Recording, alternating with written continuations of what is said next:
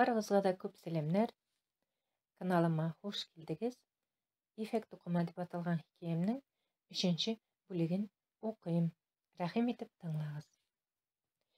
Язгылымга теге ирләрнең көлүенә түзәргә, шакшы сүзләрен тыңларга туры килде. Алай гына түгел, кызык өчен берсе яңагына да китереп сукты. Имеш, бай бишәләрне яратмый. Нәкъ менә шушындый бер бай бишә аның тормышын җимергән, төрмәгә утырткан икән. Чыккан сайын алардан үч ала. Ул әле сугу белән генә тукталмый, башка явызлыкларын да кылырга әзер иде. Тик кулак дигәне юлына аркылы төште. Мышканы калганы иртәгә, иреннән акча алгач дип туктатты. Бик теләмәсә дә мышканы тыңлады. Шулай да үземнекен эшләми калмыйм дигәндә Язгөлемнең икенче яңагына да сугып җибәрде. Кыз аңын югалтып егылды. Берничә сәгатьтән ашыгып җыендылар да идәндә яткан кызны бүлмәгә кертеп ташладылар. Үзләре чыгып киттеләрме, юкмы? Анысын Язгөлем аңлашмый калды. Кыз төнен шул бүлмәдәге идәндә куркудан, өшүдән, башы авыртудан дерелдәп чыкты. Таң атканда гына әбисен юктынып елый-елый йокымсырап китте. Күп дигәндә ярты сәгать чамасы йоклаган микән, бүлмәгә Мышка керде. Явыз ниятен тормышка ашырмыйча, тынычланмаячагы күренеп тора. Идәндә яткан Язгөлемгә карап авыз читеннән генә көлеп куйды. Кулындагы сыра шешәсен бер почмакка атып бәрде. Кыз тавышка сискәнде. Бүлмә ишек төбендә басып торган кыяфәтсез Мышканы күреп, ул бетте башым дип уйлап куйды. Урыныннан сикереп торганын сизми дә калды. Ир акрын гына аңа атлады. Каршына килеп тә басты, көчле куллары белән сугып та җибәрде. Язгөлем диварга тотынып кына егылмый калды. Нәрсә карап торасың? Мине төрмәгә утыртып котылырмын дигән идеңме әллә? Менә мин монда. Нәрсә, сөенмисеңме? Сөен диләр сиңа. Ир кызның чәчен кулына урап тотты да, әле бер якка, әле икенче якка җилтерәтте. Ул Язгөлемнең "Мин берәүне дә төрмәгә утыртмадым, җибәр" дип ачыргалануын ишетмәде дә кебек. Идәнгә егылган Язгөлемне аягы белән типкеләргә кереште. Әгәр дә кулак кереп Мышканы туктатмаса, мөгаен ул Язгөлемне үтергәнче кыйнар иде.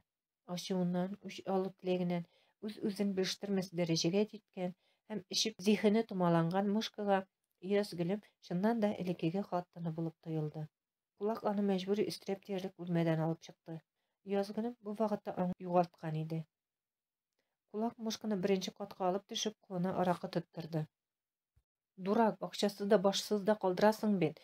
Вакытыннан алда үтерә калсаң, заказчиклар синең үзеңне бер көндә дә яшәтмиләр. Шуны уйларлык акылың юк дип җикеренә Мышканың үзенә сугып җибәрде. Тегесе җавап кайтармакчы иде дә, каяндыр килеп чыккан егетләр аның кулын каерып алдылар. Күрше бүлмәгә кертеп бикләп куйдылар. Бу вакытта кулак Язгөлем янына менеп, аның исән-сау булу-булмавын тикшерде. Аңын югалтып яткан кызны битенә чәбәкләп һушына китерде.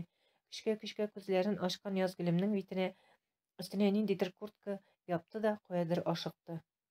Рун үзен гадәти бер өйләнми картаеп баручы егеткә санаса да, башкалар аны ышанычлы кеше һәм үз эшенең остасы дип беләләр иде.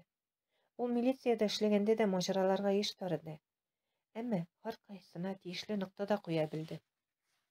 Спортсмен егеткә тормышын кызыклы итү, яшь организмына адреналин өстәү өчен милиция маҗаралары бик җитә иде. Ләкин бу маҗаралар акча алып килә торган түгел шул. Шуңа күрә бер яхшы танышы булышлыгы белән шәхси сакчылар оешмасына күчте. Бу оешмада эшләүчеләрне төрле байлар, җитәкчеләр кирәк вакытта сакчы итеп яллыйлар иде. Әлбәттә, оешмага алганда егетне 7 иләк аша үткәрделәр. Вакытында үткер, вакытында акыллы, вакытында сизгер була белгән егеткә ышандылар. Акчаны да кызганып түләмәделәр. Берничә ел эчендә егет үзе кызыккан бар нәрсәне булдырды.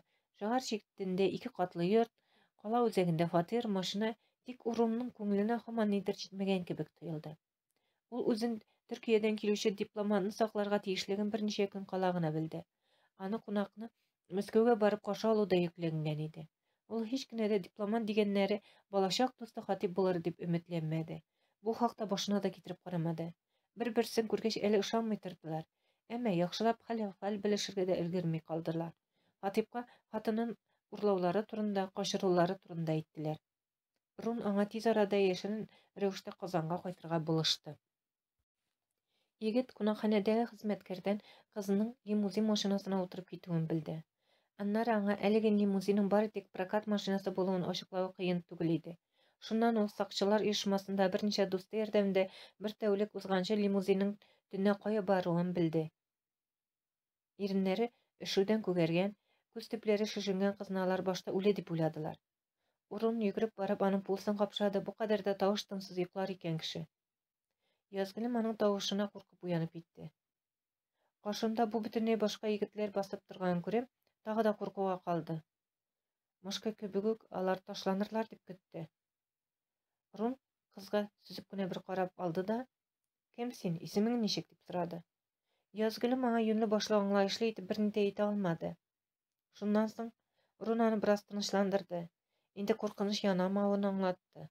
Аннары алар бергәләп өйдән чыктылар. Язгөлем ишек төбендә куллары бәйләнгән берәүне күрде. Ул Мышка иде. Кыз үзенең әлеге явыздан котылып калуына сөенеп куйды. Рәхмәт әйтергә теләп урынга эндәшмәкче иде, шешкән иреннәр түзә алмаслык булып авыртты.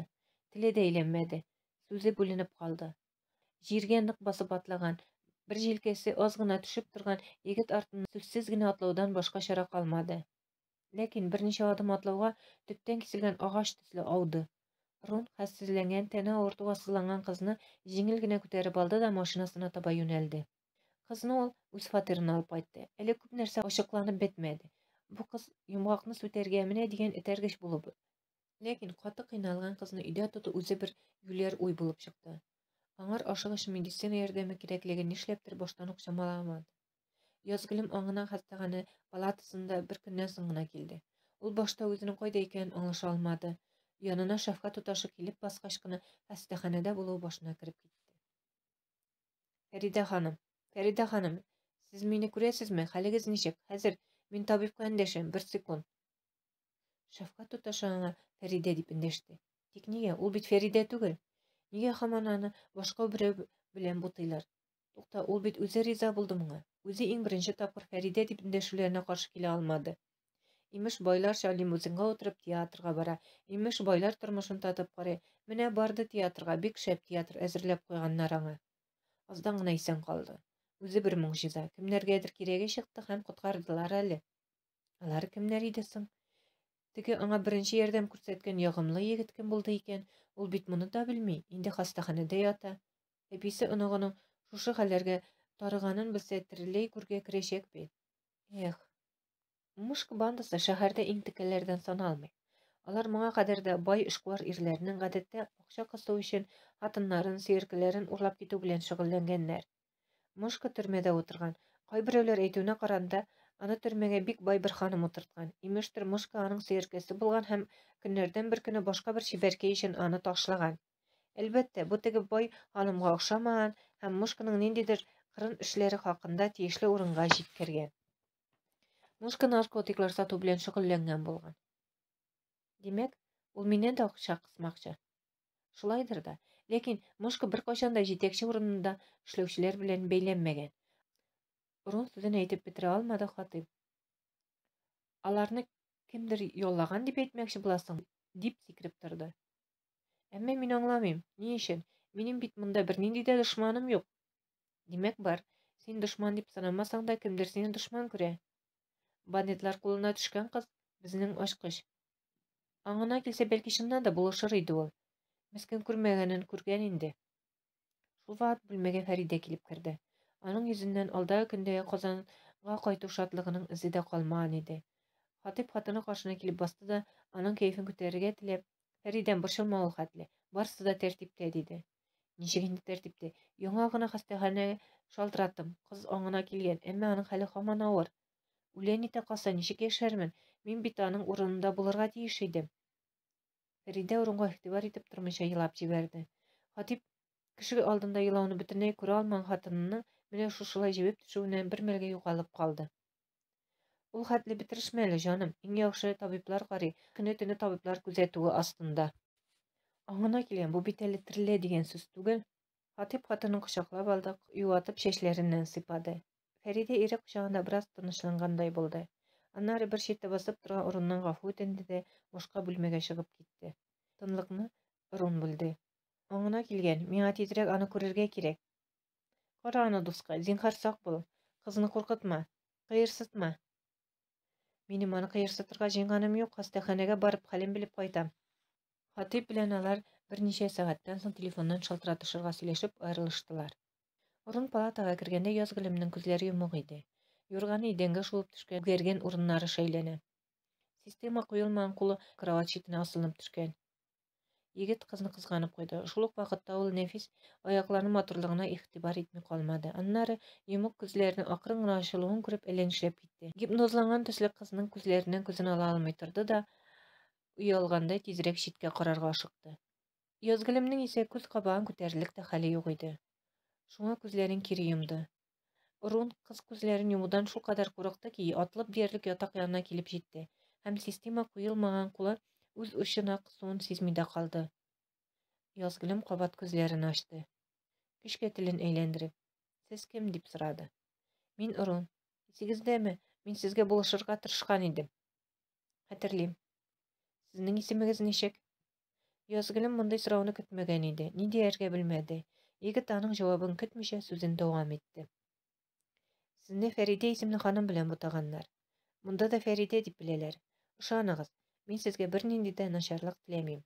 Фәридә дә, аның ире Хатип тә менә шушылай килеп чыгуына үзләрен гаепле сизәләр. Ләкин алар да гаепле түгел. Без сезнең хакта берни белмибез, хәтта исемегезне дә." Язгөлем аны тыңлап торды да чын исемен әйтте. "Язгөлем. Фәридә түгел. Үзем гаепле. Бер егет миңа Фәридә дип эндәште, театрга чакырды. Ул лимузин белән килгән иде. Аңар Фәридә түгеллегемне әйтмәдем. Утырдым да киттем. Җүләр дип уйламагыз." Урун кызга ышанырга да, ышанмаска да белмәде. Ышанмас идең, болай эчкерсез җавап ялганны хәтерләтми. Ышаныр иде, кызның сүзләре артык гади тоела. Кыз үзе алай ук беркатлы күренми кебек. Шул ук вакытта күңелендә Язгөлемгә карата ниндидер нечкә хисләр уянуын сизде. Ләкин моны һич кенә дә сиздерергә ярамый. Бу чибәркәйнең чынлап та кем икәнен белергә кирәк әле. "Язгөлем, сез Казанныкымы?" "Юк, авылдан килдем, күптән түгел." "Әти-әниегез авылда калдымы?" "Әбием." Урун тагын берничә сорау гына биреп өлгерә алды. Палатага табиб керде һәм авыруга ял итәргә кирәклеген әйтеп чыгып китте.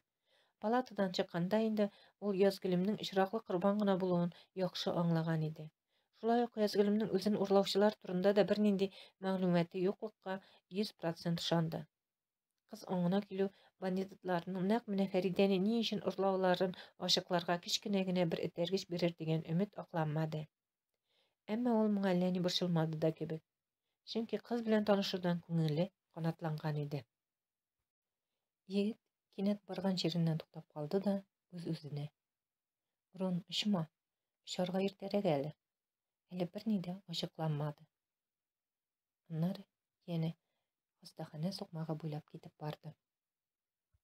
Хикәянең 3нче бүлеге тәмам. Кабат очрашуларга кадәр тыңлавыгыз өчен рәхмәт. Каналыма язылыгыз, комментарийлар языгыз. Очрашуларга кадәр.